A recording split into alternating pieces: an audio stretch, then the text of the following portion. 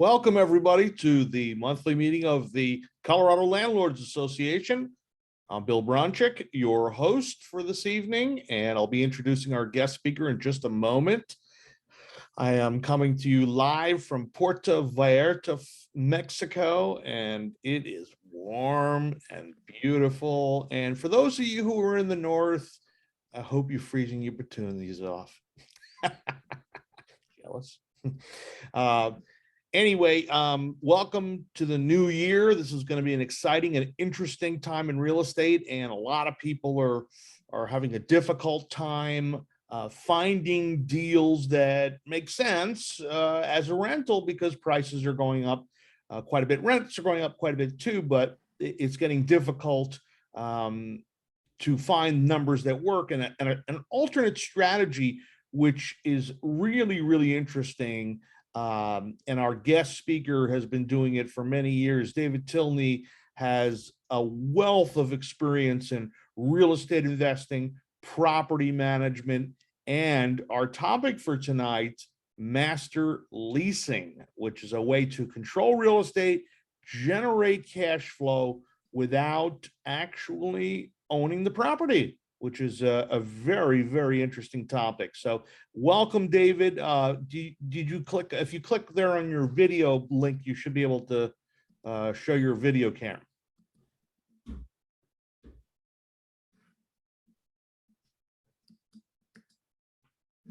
Sorry, didn't realize it wasn't on. Can you hear me? I can hear you fine. Thank you. I can see your handsome face. It's been a long time, David. It's great to see you. We've talked on the phone here and there, but I haven't seen you in a long time, so it's great to see you. Yeah, nice to see you. Yeah, you're in Florida too, so you're in the warm area. So this doesn't, my little taunting and teasing there doesn't apply to you. Yeah, well, I'm in Florida for 7 months, and you can guess which. Actually, 8 months, and you can guess which 8 months. Yes, I can guess which one. Yeah. All right. So welcome to the program. A lot of our viewers, know you. Your reputation precedes you. And we got a lot of people signed up and registered and attending, and they're excited to hear what you have to say. So tell us, started with the basic here, what is master leasing and what are the benefits for us investors? Sure. And let me ask you, are there a number of people on? Because I can't see anyone but you. Yes, we got about let's see here, about 68 people. And I mean, can they show themselves or not? Or do you prefer it's in webinar mode, because with that many people, it's hard because of the background chatter. It's hard to see them, but people can ask questions at any time, which you should be able to see. Okay. And if you can't, what I would recommend, folks, where it says Q&A, click there and ask your questions. And where it says chat, just, comments. And if you look in the chat, by the way, I uploaded a file that David Tilney gave me, which is very, very informative and helpful regarding this topic. And you should be able to download that. So save chat for just comments. Generally, logistical things, and then Q&A, you can ask questions. Now, there is a way to raise hand and unmute someone to ask a question. I've never used that feature, to be honest with you, but I'll try towards the end. Well, if you don't put it in the mode that they're not on, I mean, right. We've done 3-day seminars where they're all on and it's worked fine. Right. But it's your show, so however you want to do it. I don't know if I could switch. That's the thing in the middle. I don't know if I could switch. Okay. So if I will look for a button to do that where people can, let's see here, attendees, view, gallery. I'll try to do that. Well, you get started and I'll see what we can do. I'll do it. Okay, great. Master leasing. Master leasing is a very simple concept. You lease, I lease a property from Bill for X number of dollars, and I turn around and sublease it to someone else and take a spread out of the middle. Bottom line, that's it. It's that simple.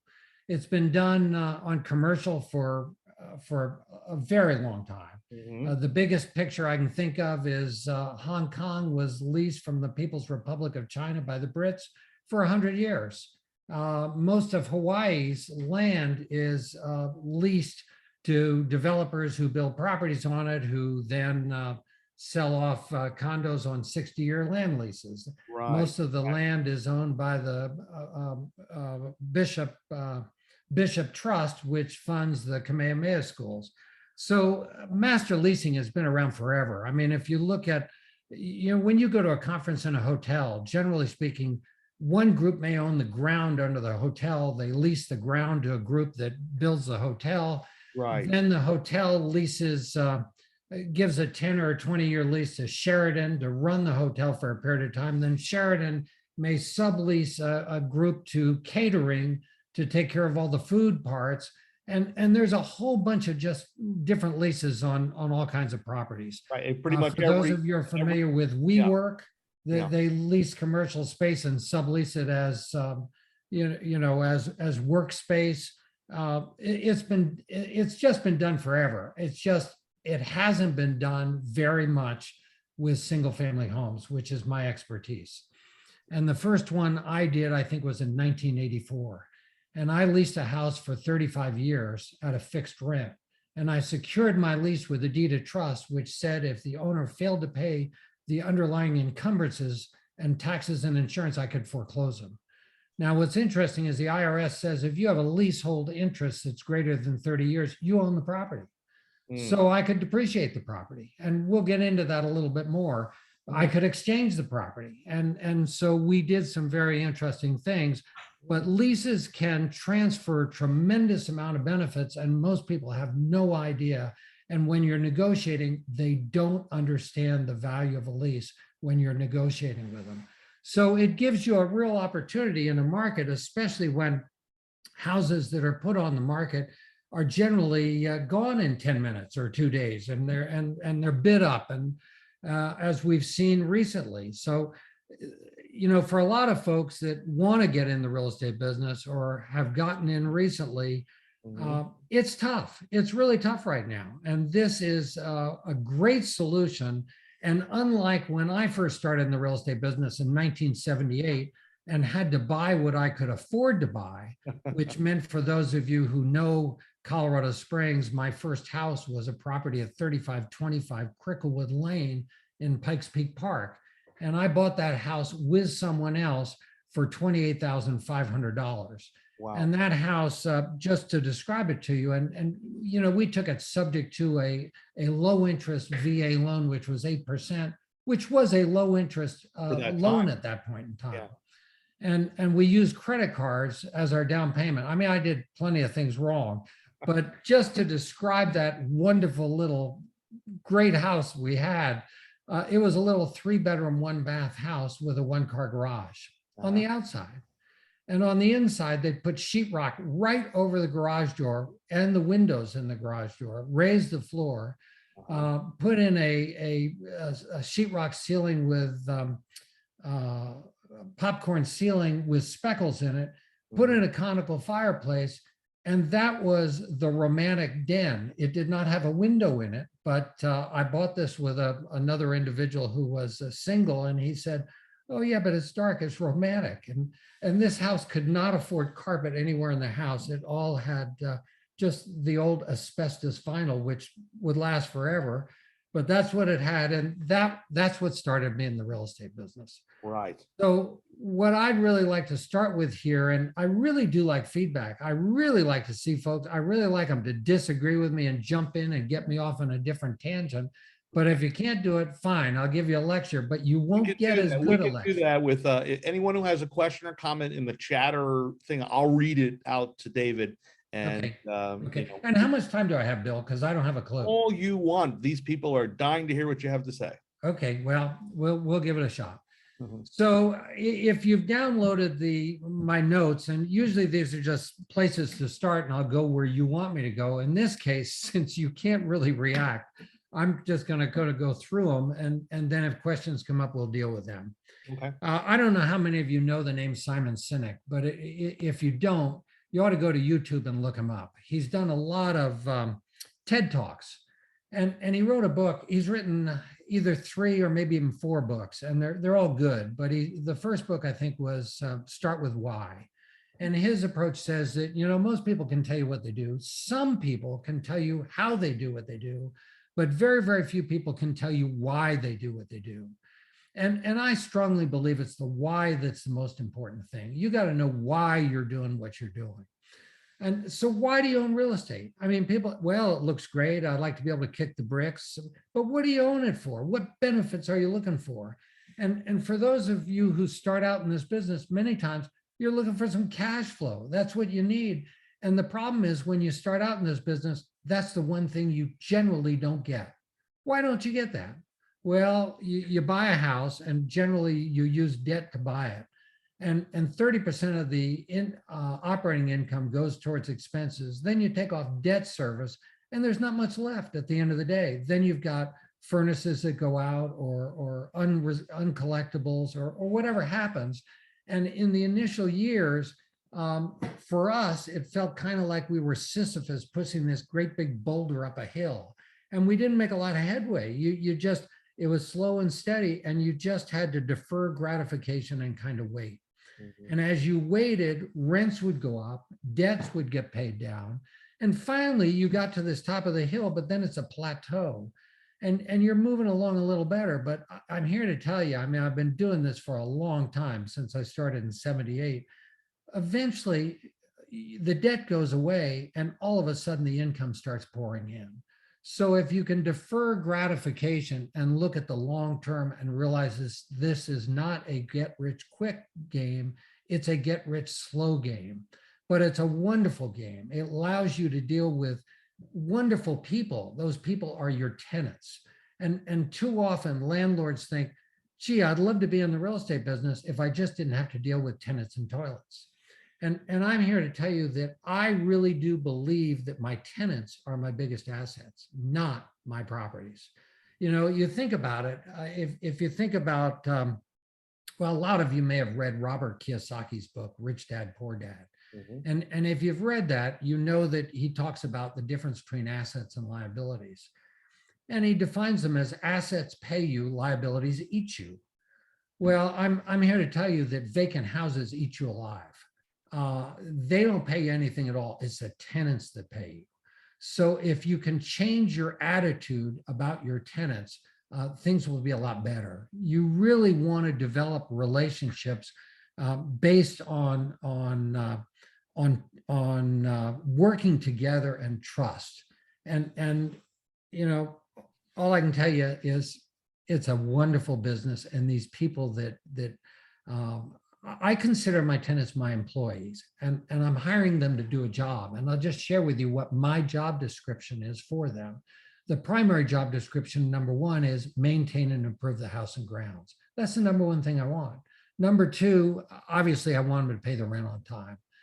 If they don't want to do that, don't rent from me. I'm too tough. Number three, I want them to get along with the neighbors. Number four, and I look them in the eye and I say, I want you to stay at least until you die, and hopefully until your kids die after you. And we chuckle about that, but I'm in the long-term business, and you really don't want turnover. You want folks to be there, and you want them to be happy in the process. And sometimes people will say to me, well, how can you view your tenants as employees? You're not paying them anything. I am paying them something. The currency I'm using is good housing. And my tenants really do appreciate that. My longest tenant was with me for just under 25 years. Next longest one, 18 years. When they moved out, they retired and bought a property for themselves. I've had many, many tenants, 10 years. Most of my tenants right now have been with me for more than 5 years. So if you can figure out, to me, the management piece is really the most important piece in the whole real estate game.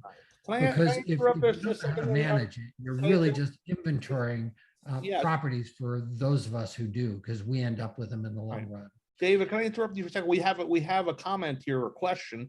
Sure. You're obviously in the property management, or was in the property management business as a broker, or as a property manager. What's the benefit of master leasing versus doing that job? And this is from someone in your neck of the woods, Mikel from Naples.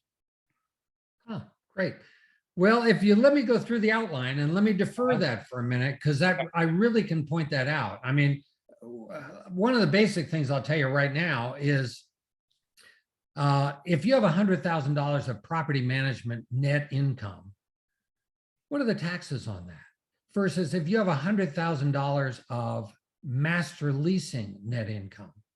Well, I'm here to tell you the property management income is earned income. Right. So you're going to pay federal income tax of $31,000 and change. If the same amount of income coming from master leasing is passive income because it's rental income, it's not subject to self-employment tax, and it's going to be 19,000 and change. So the difference, if nothing else, monetarily is dramatic. But much more than that, I would tell you that, yes, I did once upon a time manage, and I was a licensed real estate broker in the state of Colorado. I canceled every management agreement. I managed from January 7th of 2001, of 81 to October 1st of 96. And in 96, I canceled every agency relationship I had, and I turned around and leased the properties I previously managed. Now, to me, the toughest part of the management business was never the tenants. The toughest part was the owners, because they thought they owned the property and they wanted to call me up and tell me what they thought I should do with it. And they didn't realize that all I had to offer was my time and my expertise. And if they didn't leave me alone and let me run the property on my own, it just wasn't going to work, because two people can't manage the same property. It's either got to be me or it's got to be you. So by changing to master leasing, getting rid of agency, I had so much more control in the process. I also, you'll find you have so much more flexibility in meeting owners' specific individual needs. And let me go through the outline a little bit, and I think some of this will jump out at you. I wrote a paragraph here that you can read on your own, but it just points out one of my great friends and mentors is a guy by the name of Peter Fortunato. And he has a wonderful picture of a house where he breaks it up into different groups. And he talks about the 8 different benefits that a house can provide to you, and they're things like income, profit, tax benefits, growth, management, use, amortization, and security. And most people never even think of amortization, but it's a very valuable benefit that if you just breathe oxygen and keep people in, have people who can afford to pay off your debt, at some point in time, you'll end up with a very nice asset. So don't forget that benefit. But so you've really got to, going back to Simon Sinek, you got to decide what you're looking for. And I would tell you that most of those benefits you can achieve every bit as well through a lease as you can through ownership. And I'd also tell you that it is infinitely easier to get out of a bad deal if it's in a lease than it is out of title. Think of all the people that from 2006 to 2008 wish they did not buy property and couldn't get out. And, I'm trying to think, guy out of California has I can't think of his name right now. I'm sorry, good friend. I'm of the age that names disappear out of my mind. Mike Cantu has a wonderful saying that says, you don't want to get voted off Real Estate Island. And it's absolutely true. This is a fun place to be. Yeah. But I know a lot of guys that through some of the dips over time, and I've been through several of them, didn't survive. And if you have a lease, it's easier to get out of than if you have debt that you owe on during a bad time, especially if you wrote the lease. But let's look at some of the benefits that you can get. And I'm just going down my outline here. Income. And I'm going to give you some examples of folks. The first one I've got is John Kane and Lauren Brand. They came to Colorado. I'm not sure where they came from, but they came with a pop-up camper and they ended up in Frisco. Mm-hmm. And they actually took a class I gave, and they started master leasing some property. And several years ago, they told me they were making $20,000 a month. And these guys were snowboarders and rock climbers, and they're big outdoorsy people.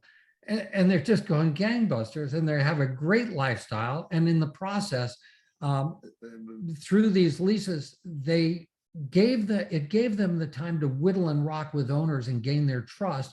And so in the process, they ended up owning a bunch of real estate. They have options on a bunch of real estate. It brought other opportunities down the road, as it did for me.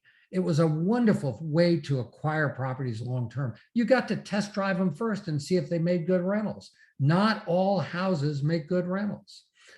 Matt Funk, he's a guy out of Tampa, Florida. He actually had a printing company, and he actually printed my manual for my seminar for 2 years in a row.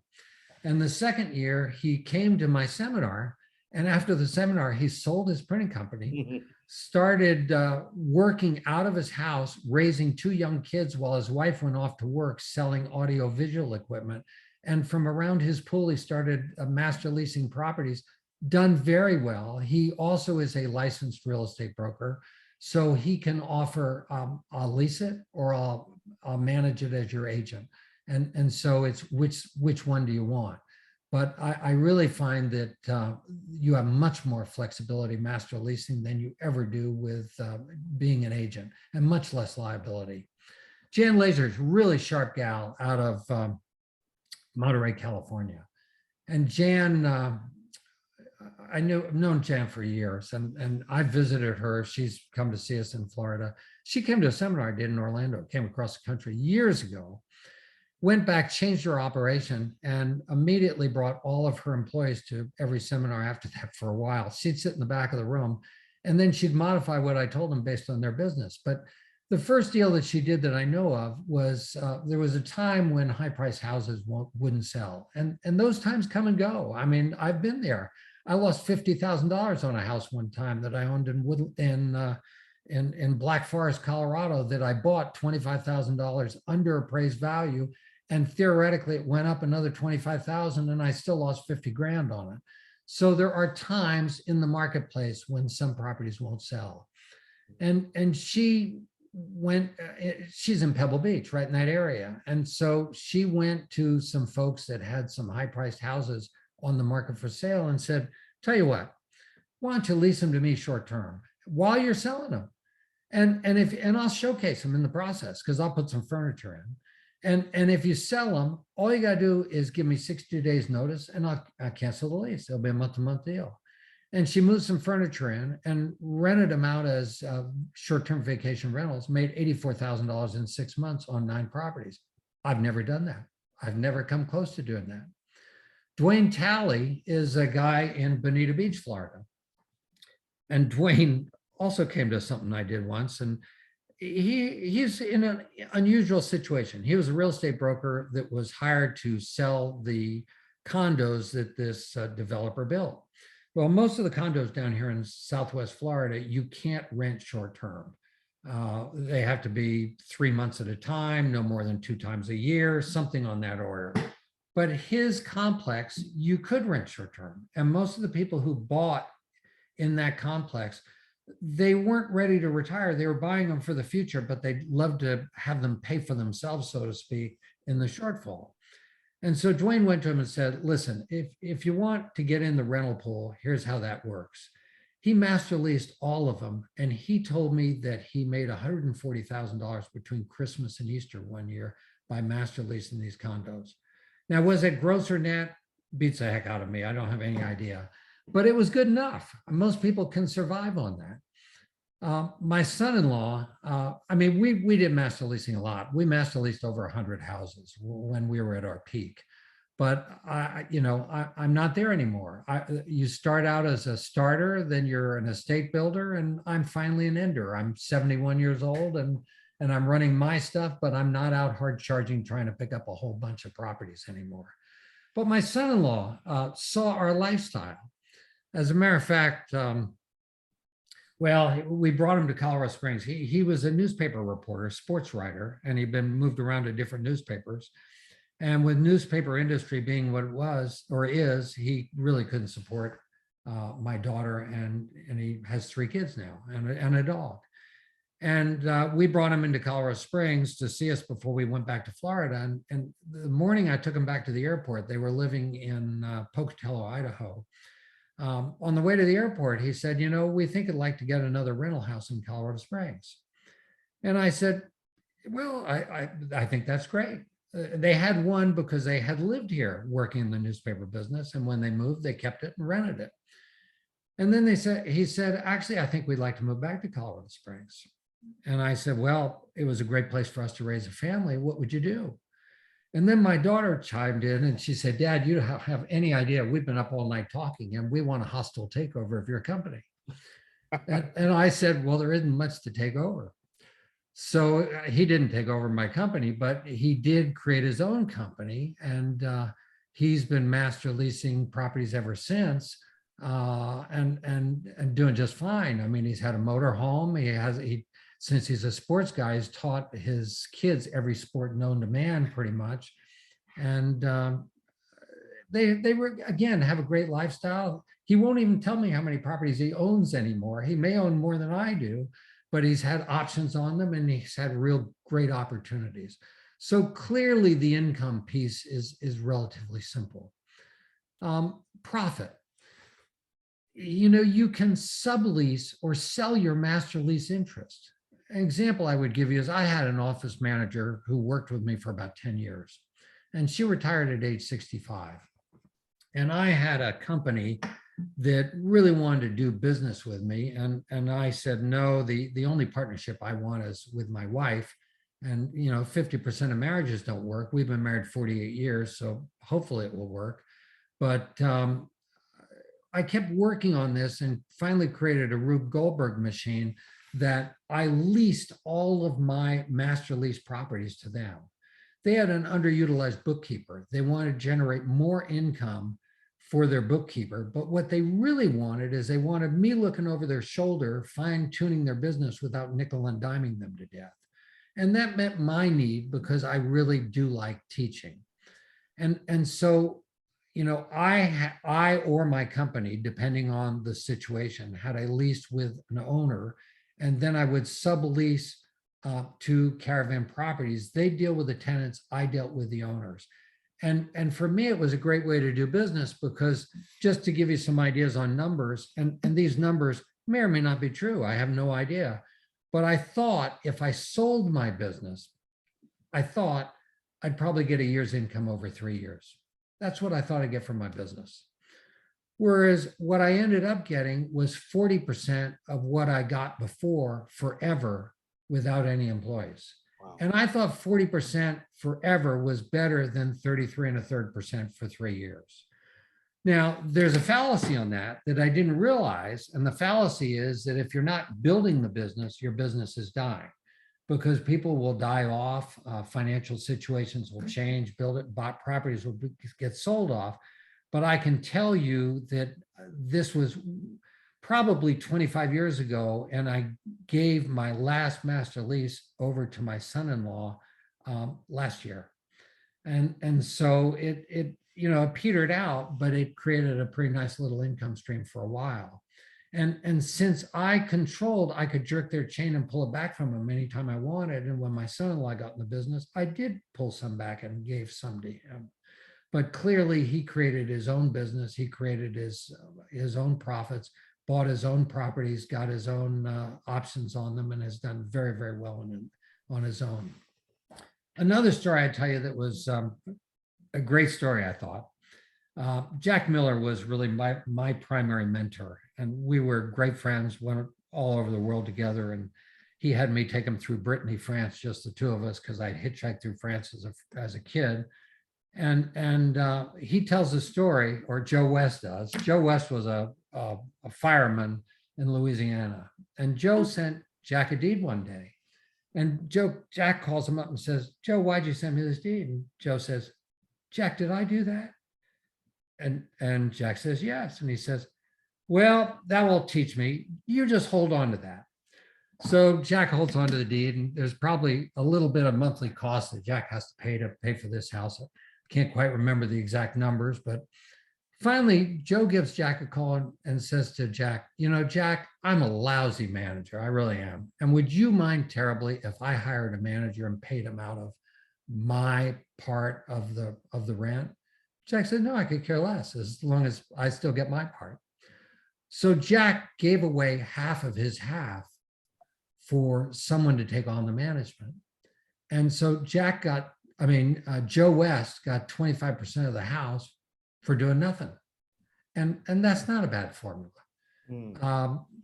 Taxes, I mentioned part of it already. There it is right there, $100,000 of active income it used to be $31,300 of federal income tax. I haven't checked it in the last year or two, but it's not going to change dramatically.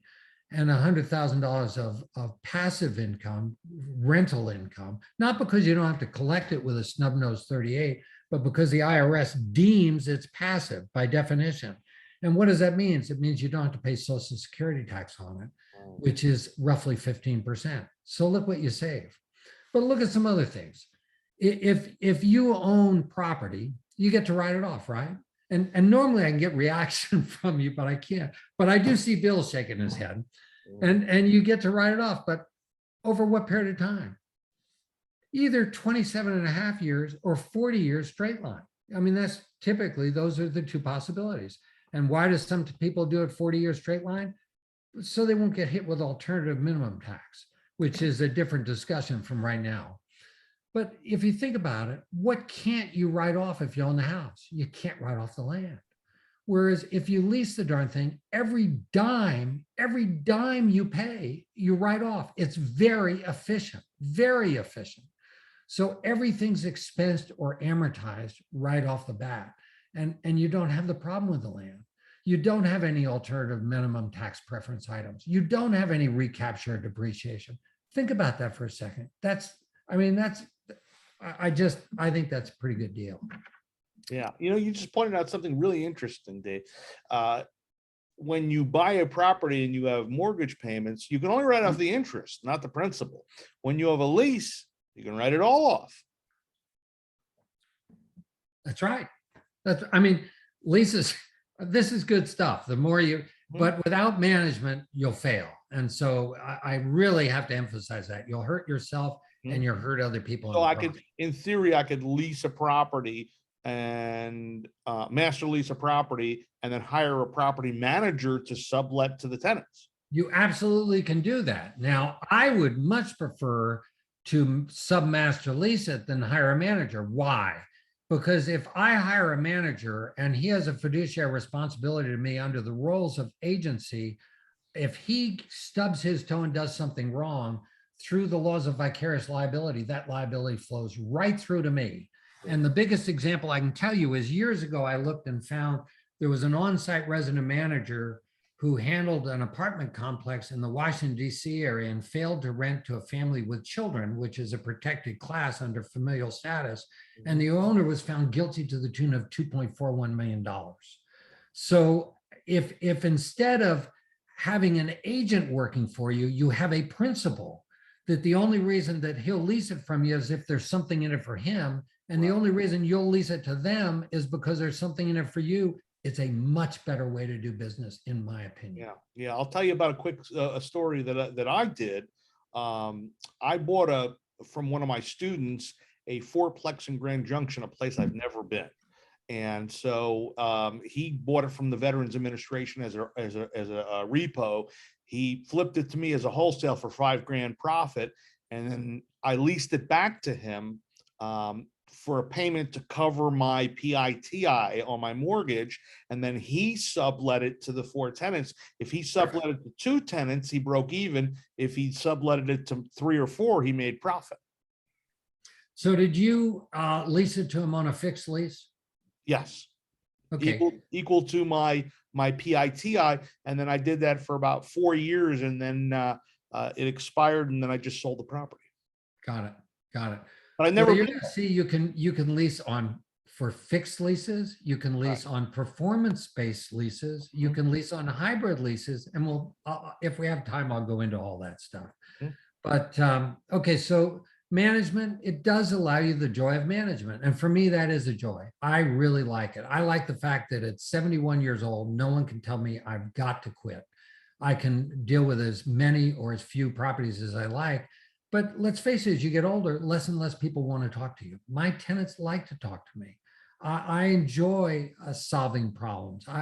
It just, anyway, I think management can be a joy.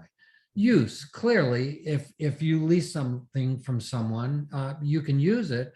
But if you use it, you lose the income in the process, obviously. Amortization. If you couple it with an option on the owner's equity, you can get the amortization on the lease, amortization on the mortgage payments.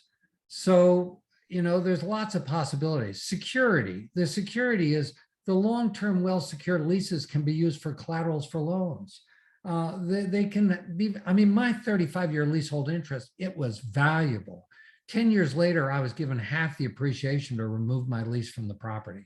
I was offered all the appreciation, but I said, there's too much appreciation. Let's carve it up.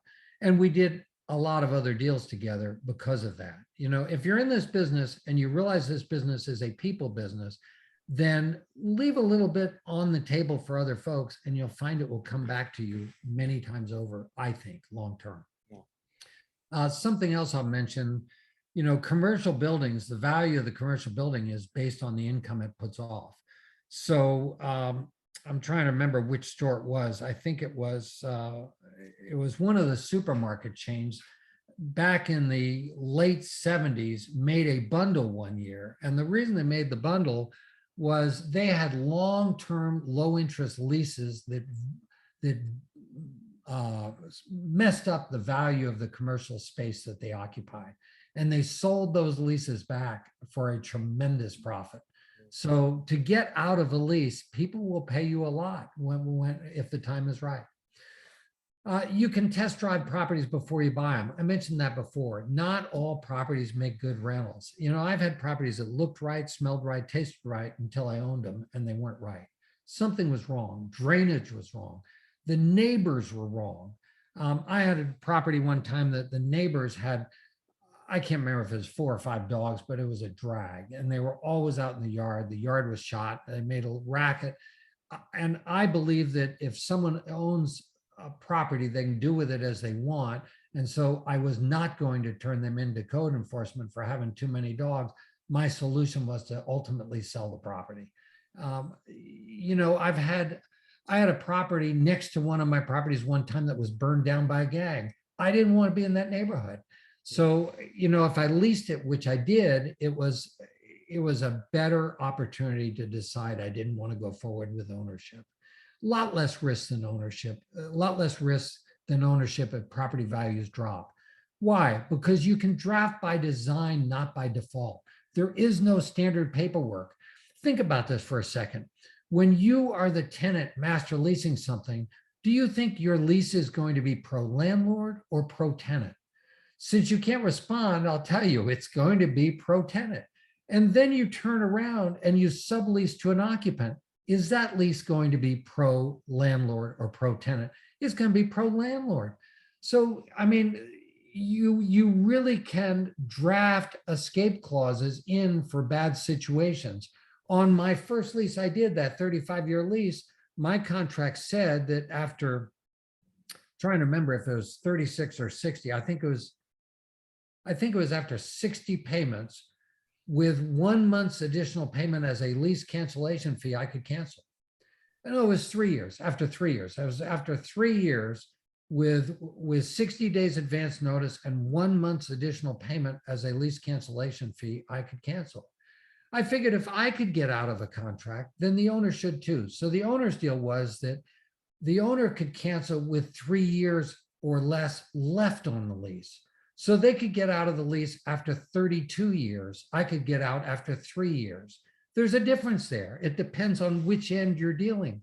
Can you insure a master leasehold interest? Well, I was insured on all of mine. I was added as an additional insured on the owner's policy. I never tried to have Are you talking about title policy? I I'm never, talking about hazard insurance because, God forbid something happens like, what happened in Boulder County yep. few weeks ago. Yeah.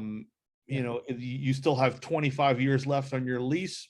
Yeah. Well, what's interesting is I covered that there was a formula based on when the property was destroyed, based on how many years left to Mhm. the total. I got that portion of the insurance. Ooh, So again, you can draft by design. All of those things can brilliant, be figured in brilliant, there.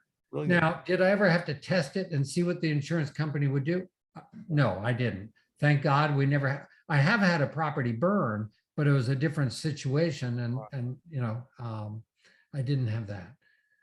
Let's see.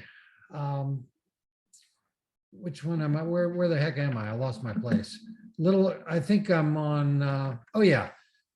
First, first negotiation should never be your last negotiation. People think they create a master lease and that's it. That's not it. The wonderful thing about the master lease is it gives you time to get to know the owner. So make sure you underpromise and overperform. Pay them before you say you're going to pay them. You want to gain their trust. You want to whittle and rock with them.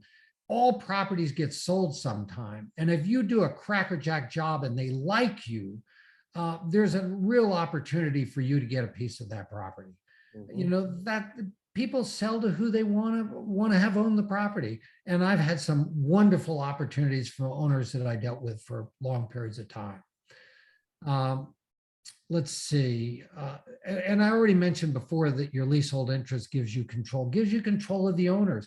If you have a fixed lease, that your only requirement is that you pay them an X amount of dollars a month and they have no rights of access to the property again, they're out of there. Just give them their check and that's it. I just want you to consider adding master leasing to your real estate toolbox. I'm not here to tell you it's the be all and end all. There's so many ways you can make money in this business, but I think it is I think it's the best way to get started. I really do. It's what we told our kids to do. Yeah. First of all, it doesn't take a bunch of capital. There's less risk than ownership if property values drop. You can draft by design and not by default. And that is so important to know. And there's no standard paperwork. One of the things I'd tell you, and Bill, you may not like this, but in Colorado, if you're managing as a fee manager and you're a licensed real estate broker, you need to have a licensed Colorado real estate attorney create your documents. Well, as a principal, that's a bunch of garbage. You can create your documents on a napkin if you want. True. And I can tell you that most lawyers, they push the button on their computer and out comes a lease and you don't know if it's pro landlord or pro tenant. Only you know the way your business works. And so even if you are managing as a licensed real estate broker, I dare say, I really think you need to create your own documents, then take them to an attorney and say, can you defend this? And if not, why not? And how can we correct it so it's most like I have here, but defendable? Right. And I think that's the way you need to do business. You can't, this is not an easy business. It's a wonderful business. As I said before, it's a get rich slow business. But every time you learn to do something more in it, you'll be that much further ahead the next time. So create your documents. We have a question here from Matt. What is the best way to find owners that would want to do a master lease? I'm sure you can spend a long time, but how about one? David Pond. David Pond's in Fort Collins, Colorado. And I thought he did a great job. And there's just one deal. He got with a title company and got a list of all properties that had their tax notices sent to a different address in an area he wanted to farm. And he went around and took a picture of every one of those properties, turned it into a postcard and put on the back, I guess you didn't know what was happening. If I can help, let me know, and put a phone number. Now, the nice thing about a postcard is any way it gets in your phone, in your mailbox, you're going to see it. You're going to see a picture of your house on one side, or on the other side, you're going to see something like, I guess you didn't know what was going on. If I can help, let me know. he picked up more properties in a short period of time and built his business very quickly with that. Now, anything that a real estate property management company can do, you can do too. With one exception, you cannot say, I'll manage your property. Right. Because you cannot manage your someone else's property in the state of Colorado unless you are a licensed real estate broker. But you can, as a principal, agree to lease someone's property. You can be a professional tenant. There's all kinds of things you can do. Just don't hold yourself out as managing, because managing implies agency, that you're working for the other person. That's correct. Okay? Right. You know, one of the things I'm looking at right now, David, is master leasing some houses that I can sublet as assisted living. Yeah. There's so many ways you can slice it. I mean, it's just right. I mean, and I've got I could care less in that case. I mean, if you could sublet beds at $6,000 a month. Who cares about the ownership and the appreciation? Well, I spoke to someone just today who he actually created a nonprofit, and because he was trying to do some good, and he leased a bunch of properties to a local hospital for employees for the hospital. And so he did a master lease and they subleased them. And then he wanted the income to do good works. And it's only as good as the people you master lease it to. Over time, he told me the hospital didn't do that good a job. And so ultimately he took them all back and changed the operation. But all of those things are possible. But management is always the key. It always comes down to the management. Let's see, all rent paid to master tenant is deductible. Paid by master tenant works anywhere with better house. Yeah, you can go after the good stuff, the low hanging fruit. You don't have to, you want to deal with properties that the best tenants are going to be in. And master leasing allows you to do that. When you're starting, most of us don't start off with $5 million in our jeans. We start off and buy the stuff we can afford, which is junk by and large. This allows you to go for better stuff. Yeah. You can control the property without any ownership. Valuable leases can be borrowed against or subleased or sold. The other thing is, it says little bureaucratic control, much less bureaucratic control than property management. And single family houses, much less bureaucratic control than higher profile multi-family properties. Now, I've been involved in real estate ownership in Colorado since '78. And I can tell you in the last 30 months, I've seen more changes to landlord-tenant law in Colorado than I've seen of the entire time prior to that. Right. So things are changing. And so again, you need to be able to know the law, read it with a ruler, see what it says, see what it forgets to say, and then draft by design and not by default and figure out how to avoid the landmines. Right. That's important. But in master leasing, there is no competition. I mean, I dare say, I'd be very curious if anyone in the chat says that they know anyone that master leases, or if they do, they're probably someone who's been to one of my seminars.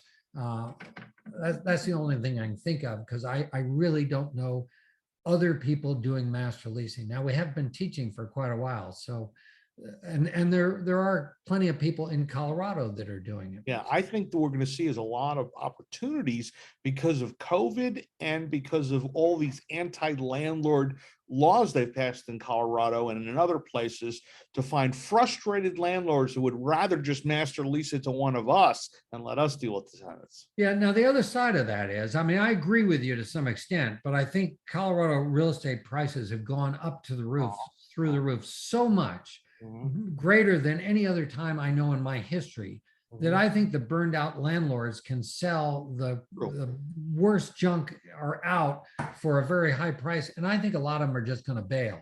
Yeah. But the other side of that is that means that rentals will be in tremendous demand, and rents will go up to the point where it scares me that, number one, our tenants won't be able to afford them. Yeah. But number two, we're going to get some bureaucratic interplay again, that they'll want to have some rent controls of some sort, as they do in Boulder or some other areas. Like, so I'm a little concerned about that. but Yeah. there certainly is opportunities in the shortfall. I'm amazed in Colorado Springs that, rents weren't all that high, of how many of my houses are significantly above $2,000 a month Yeah. rental now. When I started out, I was renting a 2 or 3 bedroom apartment in a fourplex for $350. And so you look at the changes over time, and it's different. Yeah. But it's a low profile for those of us who think that, we don't want to be seen on the front page of the paper sitting on the cover of our Maserati because it puts a bullseye on our back. Right. If you're renting properties, you don't appear. You just don't appear.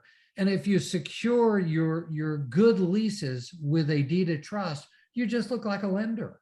And so it's a low profile. You don't have the same bullseye on your back that you do if you own a bunch of free and clear properties. Yeah.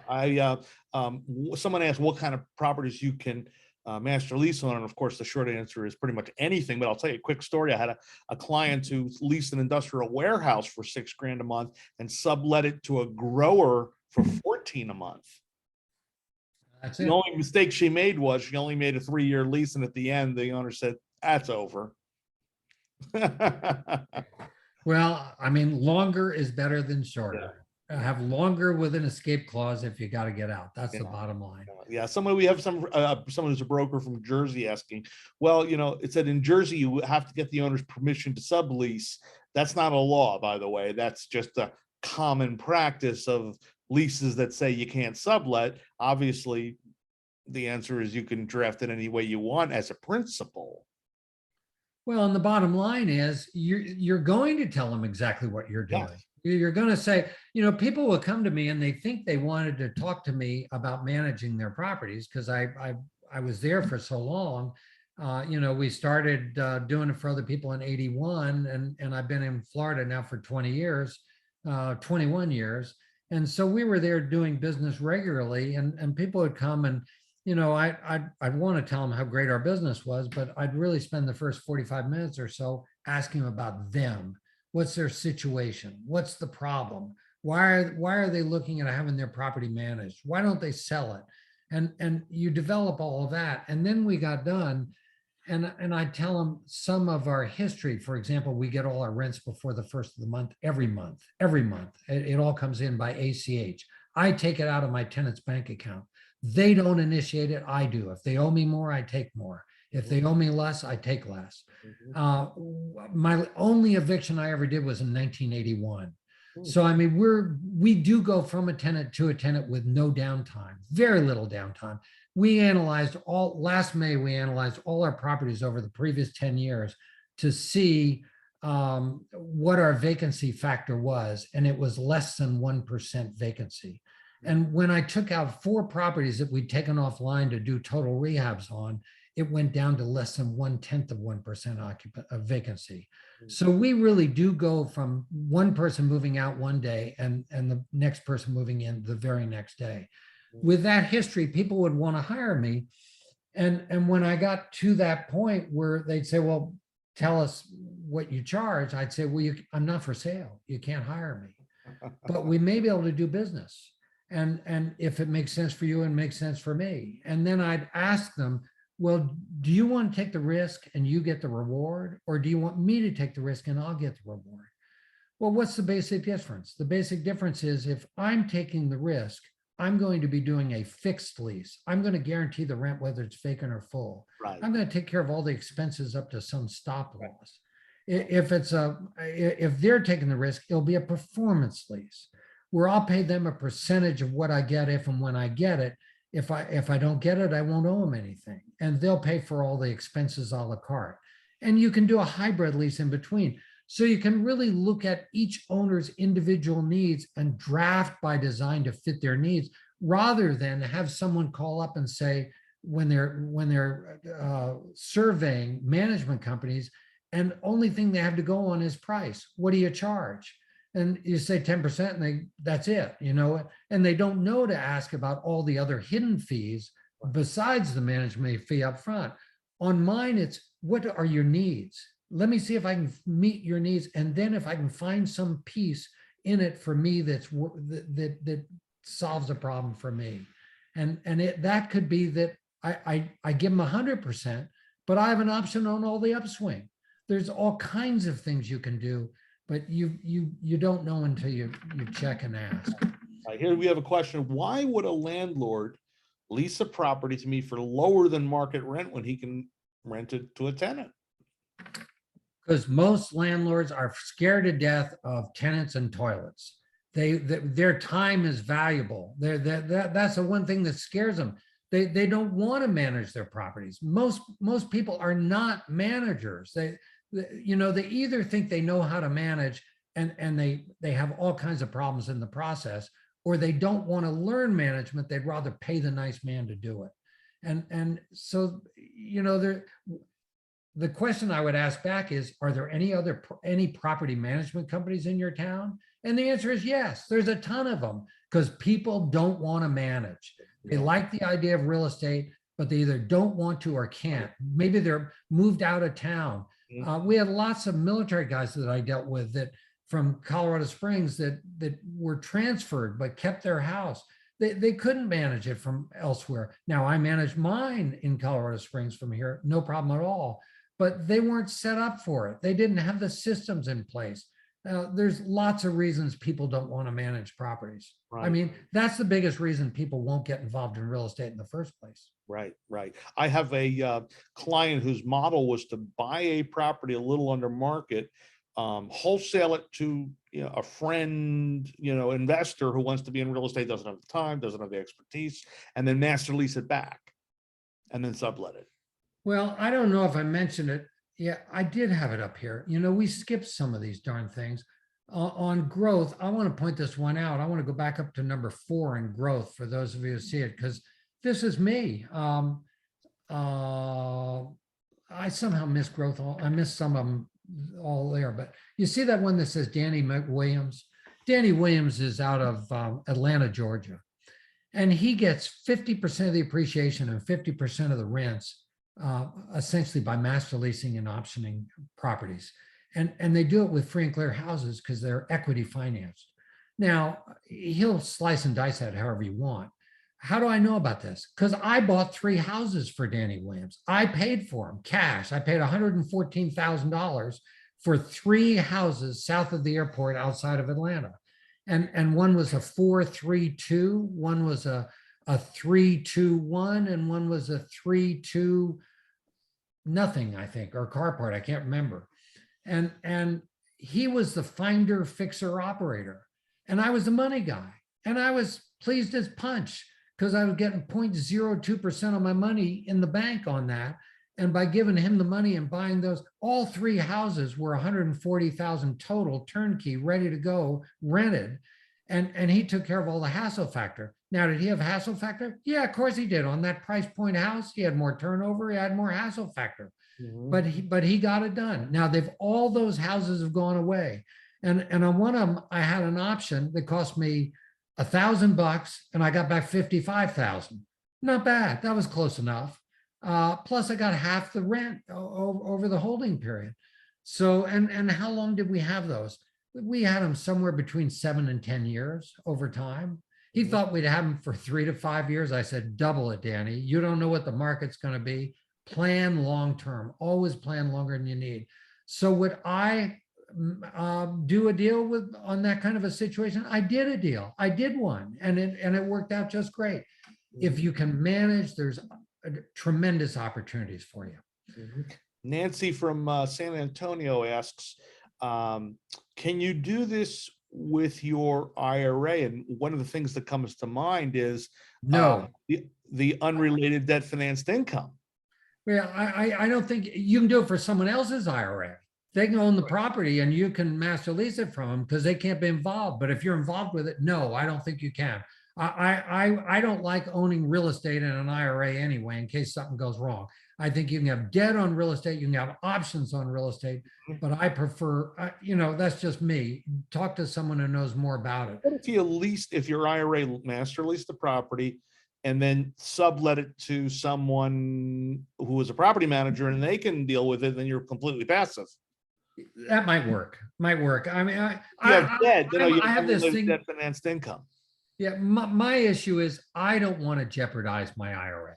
And you look at risk and reward, Mhm. and there's just too many better ways to do it. It seems to me. I think you can go to someone else who has real estate in their IRA and they can't manage it, Mhm. and you can master lease it from them. But different scenario.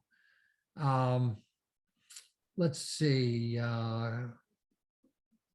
I'm just trying to see where the heck I am going down my list. Test drive low profile. Negative cash flow properties can provide you positive cash flow. I rented a house one time for, well, I gave them two choices, but they ended up accepting. I offered them $995 for 4 years, I think, or $995 for 3 years and $1095 for three more years. They took the second one, which meant I should have offered a much longer lease. I secured that lease with a deed of trust. Their payments were $1,330 a month. Now, why would they lease a property from me for $995 a month when their payments were $1,330? Well, these guys were risk adverse people. They had the total insurance on their house, that ridiculous stuff that would pay for a garbage disposal repair or anything that went wrong from Sears, I think, on their house. And they just want to know what was their negative cash flow per month to own the house. They were two school teachers. They thought all of their equity was in their house. They had 3 loans on it. It was an okay house. They moved to Las Vegas because they could get more pay as teachers in Las Vegas, and they kept this house for retirement. And I leased it for $995 for 3 years, $1095 for 3 more. I subleased it for $1295 on day one. Wow. And their payments were $1,330. So I don't really care if it's a negative cash flow or positive cash flow on debt service. What I do care about is, do they have the ability to pay that nut? And do they have the desire? Is credit important to them?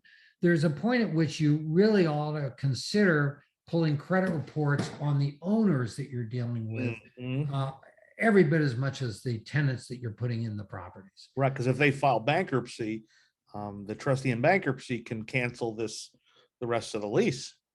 Well, it's kind of interesting because during the downturn, if you remember, if a foreclosure took place by the lender and the property was subject to a lease, the lease held. Right. And so, I always wondered what would happen if you had a 35-year lease. Right. How long would it hold for? It would hold at least until an owner wanted to move in, and then they had to give you a certain period of time and maybe had to buy you out.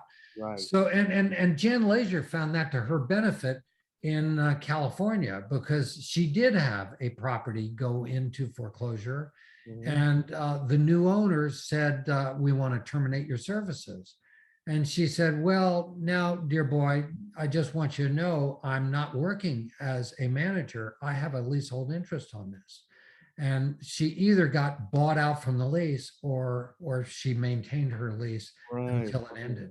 So again, that's another valuable benefit of a lease that doesn't take place in management. Yeah. I would assume that if you're doing a scenario, especially where it's negative, you're not paying the owner directly and assuming and hoping they're going to pay their underlying mortgage. I did do that because they would have had to make up the difference anyway. Right. They could have paid me the negative and I paid the debt. But I knew I knew these people would pay the debt.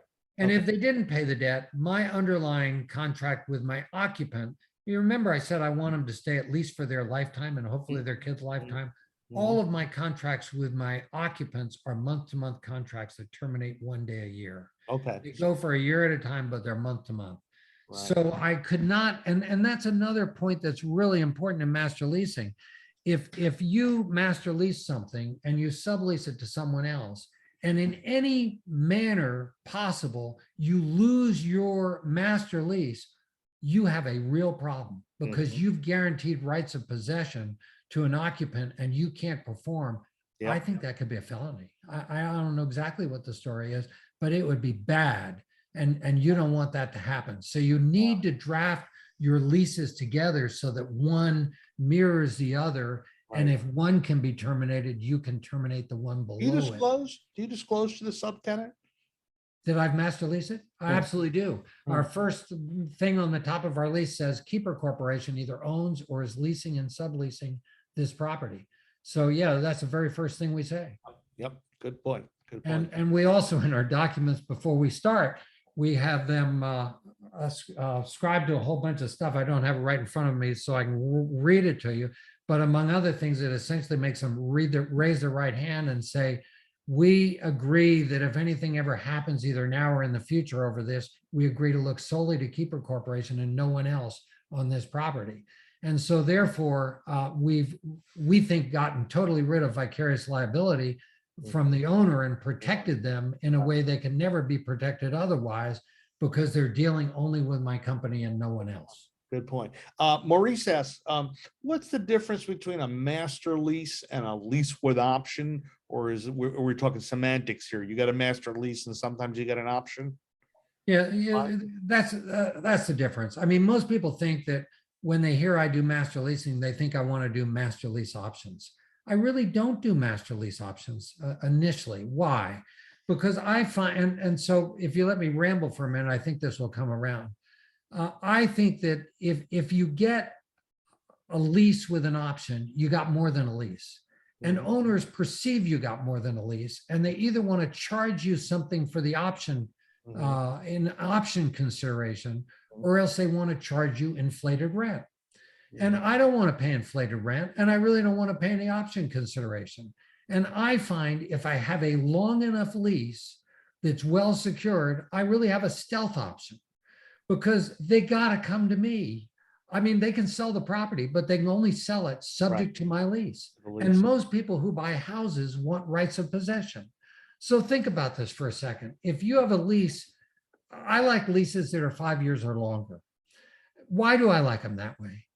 Well, most of the houses I'm dealing with were owner occupied and the owners moved out. So let's say they don't think they want to sell it right away, but let's say once they move out of the community, they decide they're not coming back and they want to sell. What is the benefit of them to sell sooner versus later? It's 121 of the Internal Revenue Code.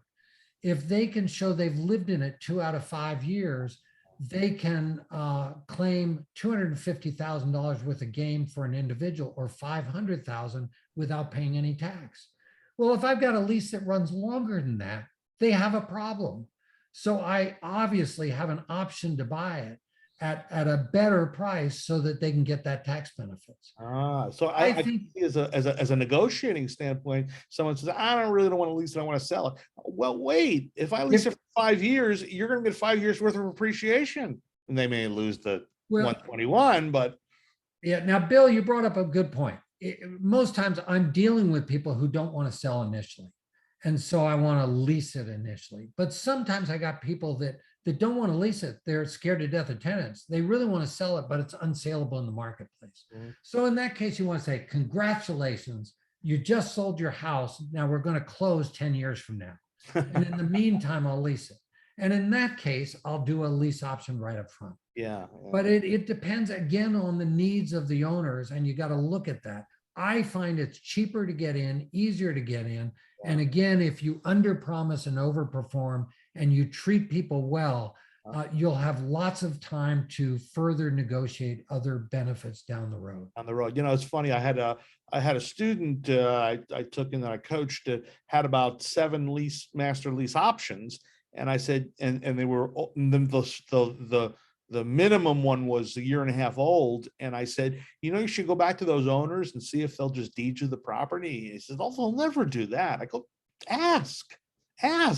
And he called me up a week later. He said 5 out of 7 just gave it to him. Yep.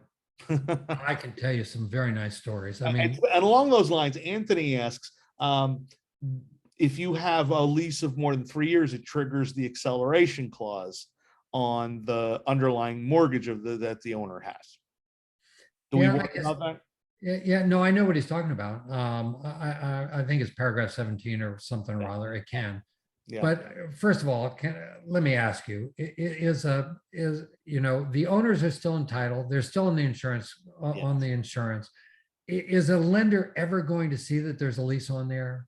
It's never been an issue for me. I mean, I can remember in the old days, people said you could never get a zero interest loan because you had to at least go by the applicable federal rate and pay the person enough. Otherwise, it's going to be deemed he got interest when he didn't. Well, I can tell you, I got zero interest loans, and it never caused a problem on owner carry loans because it's a non-issue. Who sees it? I mean, are you going to call them up and say, "Is this okay? Can we do this?" No, you just lease the sucker and move forward. Right, exactly. Yeah, my mother always told me, never ask for permission when you can beg for forgiveness. Exactly right. Exactly right. Leases can be long-term. I told you I did. I only did one for 35 years. I'll be absolutely honest. I'm one of these guys that needs to climb a mountain. And so I climb a mountain. Once I do it once, I got to do something else. So I never did one again. And it was really easy. I did that deal in a restaurant on a napkin initially with a friend. And the guy, I'll tell you the story because I think it's interesting how deals happen. Guy was, I think, 59 years old, a good friend of mine. And he brought this property to me. We were having lunch and he said, "I want you to have the joys of managing this property." I said, "Tell me about the property." And he told me, and I said, "Wrong property. Get me another property. I don't want that property." He said, "You don't understand. I took it back in foreclosure and I don't want the joy of running it." I said, "I don't either." I made him two offers. I said, "I'll lease option it for 10 years or I'll master lease it for 35 years. So now let's look at your situation and my situation. Here was this guy who primarily made his income in the note business. He was a lender. And so his income came in as interest and principal. And over time, he was eating his principal. And so he could use portfolio income's hard to shelter. So he could use some shelter. And I wasn't doing his tax return and he wasn't doing my tax return. And so we thought about it and he thought, well, maybe he ought to stay at least in title. Maybe that would give him a benefit. But more than that, he had 3 adult sons, and he was absolutely convinced that the day he dropped dead, they'd sell everything he had and buy something red that drove fast. And he really liked controlling from the grave, that he had this 35-year leasehold interest that started at age 59. Wow. So don't think that people are going to react the way you react. You got to ask people. You got to find out what their needs are. And that's my story on that. A lot of people don't realize that they think if you sell a property, you get to cancel the existing lease. You don't. The lease survives the sale. So, a lot of tenants have come to me and said, "Well, my landlord says he wants to cancel the lease. He's putting the property for sale, but we've got another year left on it." And I say, he can't. He can buy you out.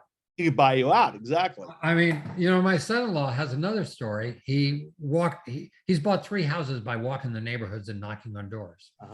So he bought one. And so then he wanted a different school district for his kids. He wanted Cheyenne Mountain School District in southwest part of Colorado Springs. And so he bought another house by knocking on doors, but it had a lease on it. So he tried to buy him out of the lease. They wouldn't budge. And they had a multi-year lease. And so actually he bought that house first. So then he had to buy a house across the street and his kids were young, put them in elementary school until the lease was over. Then he moved into that house and rented the other house. And so leases really are valuable. I mean, they really are valuable. And if I can just make you realize that, you guys, there's real opportunity here. Right.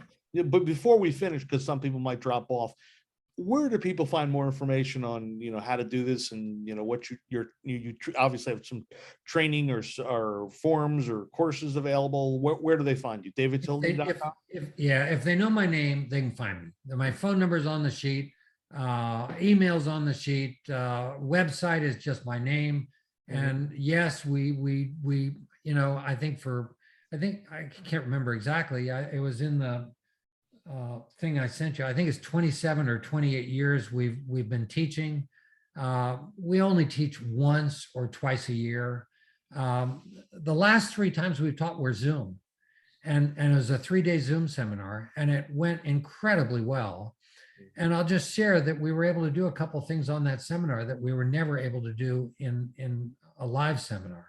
For example, at the end of the first night, we've had 2 times now, we've had a panel of some of my current and prior tenants that landlords can ask them anything they want to about my system and what they think of it.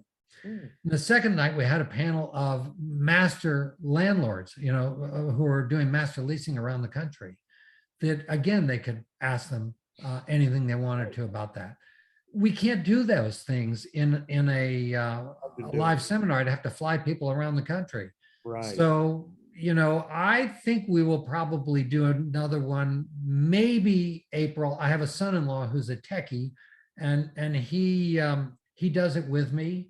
And he, I think, is going to start teaching a little bit more himself. He's not the one that runs, has run up to 100 houses, but he has master leased property and he owns property, and he's a wonderful instructor. So we'll see what happens. But I just have a good time with him. And if he can convince me to fly back to Colorado in the winter, then we may do something, and maybe I'll go skiing for a day or two while I'm there. But we'll see. We'll see. I think there's something on my website where you can put in an email address and he'll get it and put you on the list if we hold some, but I'm really not sure, in all honesty. Yeah. Let's see what else. Interest rates have no negative impact. You don't care if they're going up, down, or sideways. You can have all the benefits that the owner don't need. That's really crucial. So you got to find out what they need first, give them what they need, and take everything else. Now think about this. Big ticket items don't have to be your problems. New roofs, sewers, asbestos, lead-based paint. That's the owner's problem. You don't own the property. Call the owner. There's a problem. Oh, so you don't triple net these leases? Well, you can. I mean, it depends how good the deal is. I mean, on everything's negotiable. It's not a one size fits all. And that is what's so great about it. You can structure your lease to meet the owner's needs. You can maintain your day job. Too often, I went door knocking one time with Bill Cook, and Bill's a friend of mine, and actually I've got door knocking with him multiple times. And one time we were out, and there was this young investor with us, and he had put $100,000 on his credit cards learning about real estate, but hadn't bought a piece of property. And too often I find people think that to have the time, they got to quit their day job. They got to get in the real estate full time so that they can do stuff. I don't think that's the way to do it. I think start off slow. Don't spend too much money. Do something. Knock on doors.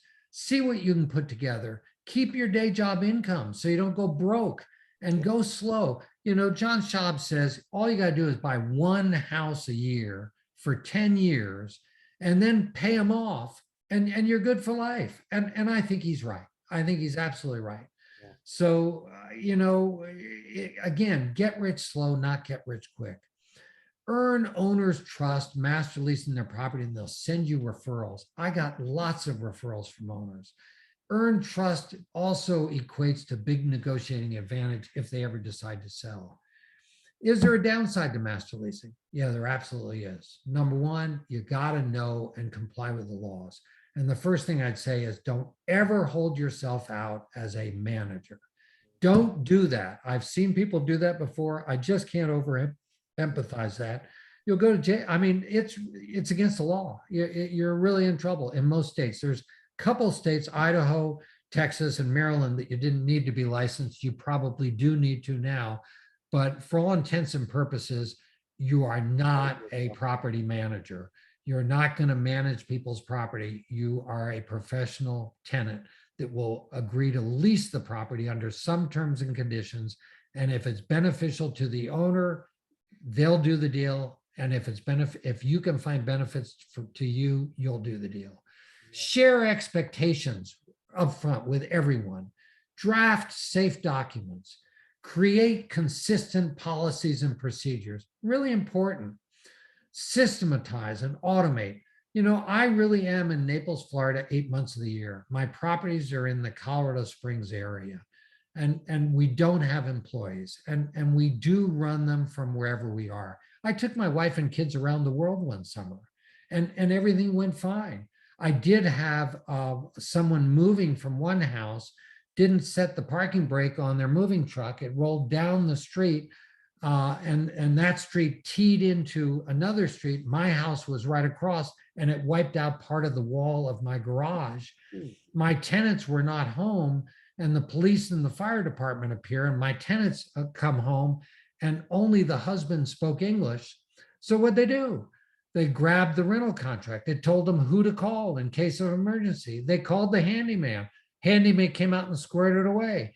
The insurance company for the guy who rented the truck paid for all repairs. By the time I got back, everything was done. I never got a phone call, and everything was squared away and back to normal. Yeah. You got to have systems and procedures. And also, I'd say if you have a problem, deal with them immediately. They only get worse if you let them, stew. Solve problems quickly. I put a Bluetooth on in the morning. I take it off at night. I used to say, and most of your people on here will have no idea what this means, but I'd say I felt like the Maytag repairman in that I never got a call. They used to advertise Maytag washers and dryers as being so reliable that you saw this guy in a uniform sitting in his office next to the phone, and he never got a call. I never get a call. But when I do get a call, I'm Johnny on the spot. I don't screen my calls. I answer on the first ring, and I care. I want to solve the problem. And I think you got to do that. Right. Next thing I'd say is change your management paradigm to maximize your real estate results. Tenants are your assets, not the real estate. They're the solution to meeting your goals, not the problem. They're your on-site resident managers. Mine are. They know that. They know the job description. I give them the tools. I let them take charge. Give tenants the control needed to do the job you've hired them to do. Understand it's your fault if they fail. That's so important that, if I get a tenant that is less than the perfect tenant, it's not their fault. I screened them. I put them in there. I either didn't share my expectations with them. They didn't have the right skill set. They didn't have the right moral code, and I missed it. Something's wrong in my system. So for darn's sake, make sure you do an autopsy on all of your failures to figure out how you can improve your systems and procedures so that theoretically it doesn't happen again. You don't want the same problem to ever happen twice. Landlording will really become your lazy way of playing the real estate game. It is for me, and it will provide inflation hedged income for your retirement. It's just, well, I'm not qualified to do anything else, but I love this business. I like my tenants, and it really is fun. Good management is the key to master leasing, as it is also to long-term real estate ownership. Income is not based upon the time you spend managing. I collect all my rents in 5 minutes a month. I mean, literally, I do. It's ACH. That's all I have them. ACH, yeah, these days. I have them all in the bank set up, Yeah. and I'm actually using ACH now to pay my vendors. Not all my vendors, but a lot of my vendors. Why? I don't have to put my shoes on and go to the post office. I don't have to use a 55-cent stamp or whatever it is nowadays. And I don't have to deal with the unreliable mail. I can do an ACH today, it'll be in your account tomorrow. So it's a great way to do business. And if you want vendors who will jump for you and be at your property at 5 a.m. in the morning, if you have a problem, boy, you take care of them and they'll take care of you. So it really does work. Let's see. Income not based on your ability or willingness to work. Management proficiency allows you to acquire burned out landlord's property. And there's a bunch of people my age that are burned out, and they have a bunch of properties. So they're real good people for you to go after. Right. There's a lot of people, I say, after all these new regulations, laws, they've had it. Ordinances, people have just, are They've kind had of throwing up their hands because, the state of Colorado, and particularly the city of Denver, is on the warpath for landlords. I don't know. I agree. It's yeah. At another seminar, I can tell you some of the things we've done to deal with those issues, but you're right. Boulder's worse than Denver, but Denver's right behind it. Right. I mean, what's really happened, in my opinion, is all these guys have disliked what was going on in California. So they all leave California, come to Colorado, but they bring what was in California with them. I think Colorado is getting worse in California in terms of landlord tenant laws in certain aspects. So anyway, it's have fun. You know, it Well, works. I don't own a single rental property within the city limits of Denver, so I'm okay. Yeah. Well, I think all of Colorado's tough. Someone asked, is there any states where master leasing is illegal? Well, define illegal. Is it a crime? Yeah, well, let me answer that. Let me answer. I mean, let me ask you, because what I usually have people say is, I'm a licensed real estate agent. Can I master lease property? And my answer to that is, okay, as a licensed real estate agent, can you buy property? Oh, yeah, I can buy property. Okay, as a licensed real estate agent, can you rent property?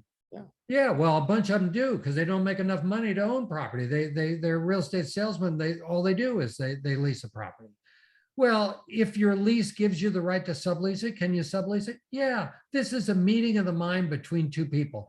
I got I got a hat recently and a t-shirt, and they both say the same thing: legalize freedom. We used to be a free society. We are a less free society, but we still have the ability to contract between, Bill and I can make a deal. Right. And if it's good for Bill and good for me, we can do it. So, Right. and that's what it's based on. It's not based on licensing. You can't take advantage of people, but don't take advantage of people. Spell it out. Treat people A the way good they point want to be.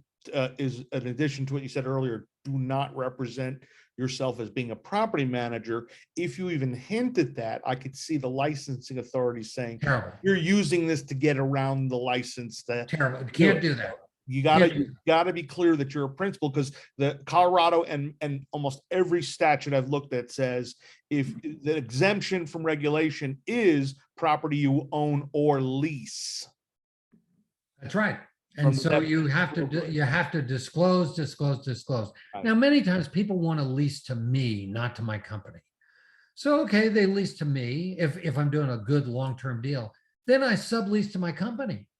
Then my company either subleases to another company or subleases to the tenant. But so you can do I'm trying to think the largest number of leases I've had. I know I've at least had 4 leases on a property. You can do those things. And as Bill said before, you can hire a manager to manage for you, but I don't like vicarious liability. I really don't. I'd much rather have an entrepreneur running my properties than some $20 an hour person who goes home at 5 o'clock and really doesn't care. The other problem you've got with a management company, and I was one, and I am a member of the National Association of Residential Property Managers, NARPM, and it's a good organization. They do have a code of ethics and what have you. But the reason management companies need to be licensed is this: their fiduciary responsibility is to their principal, which is you, the owner of the property. Right. But their business plan is to maximize their business income on their side.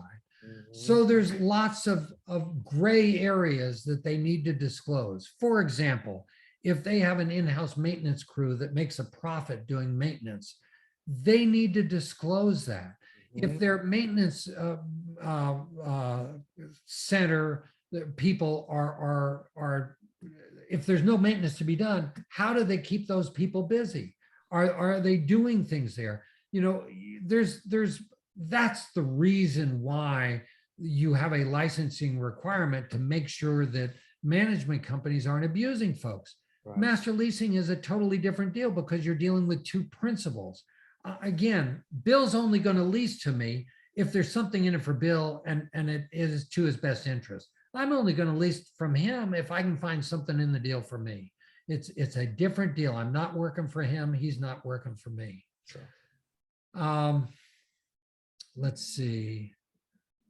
Skill set. Where are we? Skill set can help unintentional landlords solve problems. It's just so true. Good management does not mean traditional management. Here, I've said it again. You cannot, nor would you want to, manage for others unless you're a licensed real estate broker. As a master tenant, you are managing only for yourself. You're a professional landlord who rents properties under some terms and conditions and releases them subject to the terms of your lease with the owner. Good management skills comes from working on your business, not just in your business. And one of the biggest problems I see is that most managers, either running their own properties or other people's properties, they're so busy on day-to-day stuff, they never have time to work on their business. So, but you need to do that. You need to develop the systems. You need to develop the procedures. You need to get better at your skill set. Always ask yourself why you do things in certain ways. Be willing to and open to change. Continue to experiment to improve your systems and procedures. Real estate is a people business. Don't automate to the point where you lose all contact with your tenants or your owners. Your tenants need to know you care about them and their needs. You know, I'll give you an example. I have found in recent years, more management companies are automating everything they can possibly automate. They're doing self-showings. That's fine, because I don't show properties either. We have systems for that. They're doing applications online. You can do applications online for me. That's fine. They want to sign the contracts online. That's a problem for me. And then if they can give out the keys without ever meeting the tenant, they'd love to do that. Well, what does that mean? They never shared expectations with the tenant as to what the job description is. How can they not possibly fail? Right. Now, I'll give you some ideas of how you can do things even during COVID, or things that we've changed, because we're always changing our systems and procedures. First of all, I'll share with you that our system has always been that our existing tenants show our properties to new applicants, and we show them while they're occupied. How else can we go from a tenant to a tenant with no downtime? And our tenants, that's the way they saw it, so they expect it. We motivate them to do that, and they do a great job. Well, during COVID, you may not want a bunch of people running through people's houses at this point in time. So what have we done? We've suggested to our tenants that when someone calls, because the calls go directly to them from our ads, well, actually it goes to our 24-hour rental information hotline that tells them what we got, where it is, how to see it, and how much. And then they call the tenants to theoretically set up an appointment. Our tenants can say to them, do you have a smartphone? Yeah, I got a smartphone. Let me call you right back on some visual version of your smartphone. I'll walk you through the house. I'll give you a private tour. I'll answer any questions you got. I'll open all the drawers. I'll take you in the backyard, turn 360 degrees around. And you know, it's done, finished right then and there. And yes, I'm moving, so there's stuff all around, but I'll tell you about the management company, anything you want to know. It's much better for your existing tenants to say good things about you than for you to say good things about you. It works really, really well. So we've found that we've had no problem whatsoever in having our tenants do this. We've done it for, I don't know, probably 25 years. There's one other thing that occurred to me. If you're a property manager, you're guaranteed to have a bad reputation online, because who posts online but people who are whining, right? Property managers rarely have a 5-star rating online. If you're a landlord master tenant, there's really no place to complain. Well, they can complain. I mean, we do a tenant exit questionnaire on every tenant that moves out to find out what they really thought of our systems. And we are always looking to see if we can improve, but sure, we really get good ones back. I don't remember ever getting a bad one back. I had one that came back that said, well, your process really intimidates people. You may want to loosen it up a little bit. I want to intimidate them while I'm going through it. So it was just fine in, you know, that regard, but they liked the program. And you know, you want to know that you're meeting people's needs and they're pleased with what you're doing. Yeah. You want to communicate with them. Now I have one more sheet here, and I think it's really good for landlords to really see this, I think, because I really believe that landlord and tenants want most of the same things, and it's just getting there. For example, tenants want to live in a safe environment. Well, I don't want to have any houses that are in unsafe environments anymore. Are you kidding me? I don't want my wife to go over to a house that I don't feel safe. I don't want to have any. I don't want to have I have houses that I don't have to live in, but they're all good, well-maintained houses, and they're safe. So there's no conflict there. Tenants want well-maintained houses. Well, I want well-maintained houses. They generate more rent. They appeal to a better applicant. They're cheaper to maintain than resurrect. You know, you run something in the ground and re-resurrect it. it's expensive. If you maintain it from day one, Yeah. and you can't put a good tenant in a bad house and expect them to have pride in it. You want them to take your house and make it their home. You don't want people, quote unquote, camping out in your house and making do. Yeah. You really want them to internalize, and we do a number of things to have that happen, but that's important, I think. I think a lot of people have this idea that if they never hear from a tenant, that's a good thing. It's not a good thing, No, I because don't they think may so. be ignoring problems and they're afraid to complain, and because you might raise their rent, or or get annoyed with them. You want to know when there's problems. Well, one of the things you got to tell tenants on day one when they first move in is you got to tell them rents will go up every year. We tell them that right up front. So we share that expectation, but then we sell them a rent lock as to how a limitation on what the first rent increase will go up, and they pay for that. And that helps to get them over the hump from the first year to become, a yearling tenant's the toughest tenant to keep, because they haven't gathered enough stuff. They haven't gotten to know the neighborhood well enough. But if you get them in there a couple of years, then you got them. They move because they buy a house. They move because they have another kid. They move because they're fighting with the kids over one bathroom in the house to get ready for work in the morning. It's those kinds of issues. But other than that, they're happy they're going to stay in your house. And so anyway, moving on down the list here, share expectations with them. The third item says tenants want an understanding and agreement as to regarding the rights and obligations of both parties. I want that too. I want that too. I spend a lot of time going through our rental contract. It's the final sieve in our rental screening, that if they got through everything else and they looked right, smelled right, and tasted right, and they weren't right, that should come out at that time. Right. Because it really shares what our expectations are. And we want to make sure that what we're offering is what they want. And during COVID, how can you do a lease up? I can tell you right now, you can do it on Zoom. And Zoom is excellent. Why is it excellent? Because I can pull up my rental contract in Word, and I can control that they can't read ahead of me. They can only see the page I'm on. And when I want to modify something on it, I can modify it right on the spot. There's some major benefits that have come up from using Zoom during COVID. And Zoom is cheap. It's free for 45 minutes. But my gosh, if you're going to do a lease up, pay for the month you're doing it. It's a whopping $15, and you can stay on for hours if you want. But it's a good suggestion, good way to do the lease up. Tenants want control of occupancy. They don't want the property sold or foreclosed out from underneath them.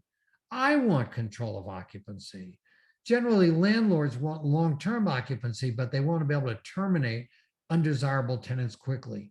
So what does that mean? That means you must cooperate to mitigate each other's costs and damages. And we do. We work together as a team. The tenants really know that our objective is long-term. I really do want them long-term. I don't sell houses out from underneath good tenants.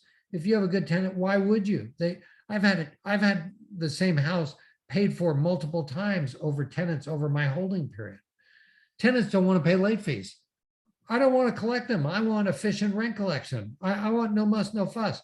Now, a good friend of mine, John McVetti from Fort Myers, Florida, came to a class I did years ago, and he said, "I hate your system." I said, "Tell me why."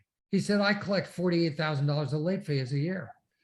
I said, "Well, if you didn't have to waste that time collecting late fees, and you had that time to go beat up and pick up some more houses or something, or that much less negative energy, True. Wouldn't you like that better?" True. I mean, John, very successful guy, owned 100 houses at one point, so he's doing just fine. But I don't want to do that. I want happy people. I want it coming in on time. I got all my January rents on the last business day of December. I do have to pay tax on them. That first year, 1 month more rental income, but I've done it that way for 25 years or more. And for me, it just works. I just like it.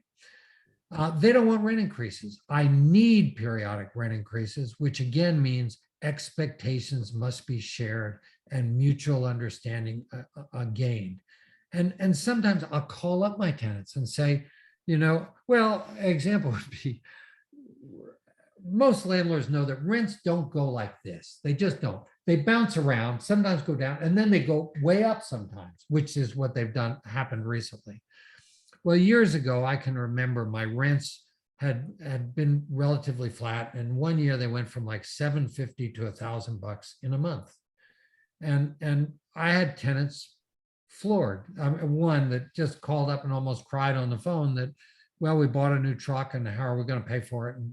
And I apologized and said, gee, well, the rental comps show this. We sure want you to stay. We think the world of you, but we're offering it to you for this. And we think it's a great deal. And, I'm sorry. Well, funny thing those folks did is they tried to do an unrun and they looked up in the tax records to see who owned the property. They wanted to go to the owner directly and cut me out of the deal and reduce the rent. And they found out I owned the property because back then I owned property in my name.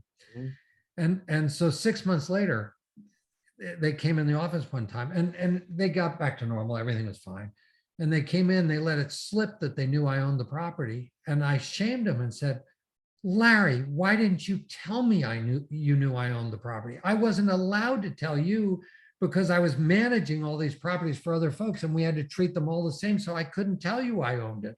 If you told me, we could have talked about it.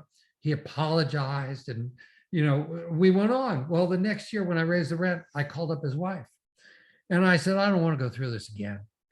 You tell me what you think you can afford to pay and increase rent, and I'll tell you if I can live with it. And all I can tell you is she raised her rent more than I would have raised. So if you have a relationship with tenants, if they like you, things generally you can work things out. They want to make your house their home. I don't want tenants who make do or camp out my property. There's no conflict there. I want them to internalize. I want them to put pictures on the wall. I want them to put in the vegetable garden. I'd love to get them involved in painting the outside of the house if it's a one-level ranch and picking the colors as long as I agree. I want my house to become their home. They want more discretion to make decisions about maintaining the house and grounds. I want self-directed on-site resident managers to minimize operating costs. Now, how do you gain the trust of a tenant? I would tell you the way you gain trust is, first of all, to trust first. You got to show your juggler first. Now we screen really hard before we let anyone in our property. But once we let them in, we do trust them. We don't do bed checks. And we work hard to get them to trust us because most tenants have had negative landlord experiences in their history, myself included. And so it's hard to change that. We do any number of things. We deliver Christmas gifts once a year. And I really like doing that. When I lived in Colorado Springs and my kids were young, I'd take my kids around and they loved it. We had one tenant that would always give them silver dollars. I had another tenant that always had a basket of stuff available for us. It was just a fun thing to do. I used to take the first year, 3 of them in the back seat of the car, and it was terrible because they'd be fighting the whole time. So I cut it down to 2, and they'd fight as to who got to go see which tenants because tenants became friendly. But anyway, it's, you really give your tenants discretion to make certain decisions that's not going to destroy your property or hurt them. They want an honest landlord. I want honest tenants. That's a given. It takes time to build the trust. Both tenant and landlord initially will have to test each other until trust is gained. The longer you can keep your tenants, the more they'll trust you over time. They want respect from the landlord, neighbors, and bureaucrats. Neighbors can be brutal on tenants sometimes. They'll never turn in an owner for what do you call it? Some kind of a violation or something, but a tenant, they have no problems with. I want respect from my tenants and neighbors also. So again, it takes time to earn that, but you got to work on that. both want to be appreciated for their business and stewardship of the property. They want to be appreciated. And I want to be appreciated for providing good housing. Good housing does not mean it needs to be, the $800,000 house. It can be the 3-bedroom, 1-bath house in security, but everything ought to work. It ought to be neat and squared away and not quote unquote good enough for a tenant. Make it so they can enjoy it and make it their home. They want a good move out experience. I want a good move out experience. Remember, I said we go from a tenant to a tenant with 0 downtime. That really helps us. That's really all I had. I'm here as long as people have questions and things they want to cover. Again, I can't get the kind of input back from this format that normal, but go for it if anyone has any questions. Okay, I tell you, in the comments here, I've gotten a dozen wonderful, fantastic, love you. Thanks for having them on. So I appreciate you sharing the time and expertise with our group. We don't have any more questions in the queue at this point, but you can reach David on the information on the handout. If you were unable to download it, please do email me, bill@bronchick.com, and I will email you the flyer. And thank you, David. This is just fantastic. I learned a lot myself, and I'm sure everyone watching learned as well. Well, I really enjoyed it. I like talking and teaching. And so if I did some good, great. And thank you very much for inviting me. Thank you very much. God bless everybody. Thanks. Good night.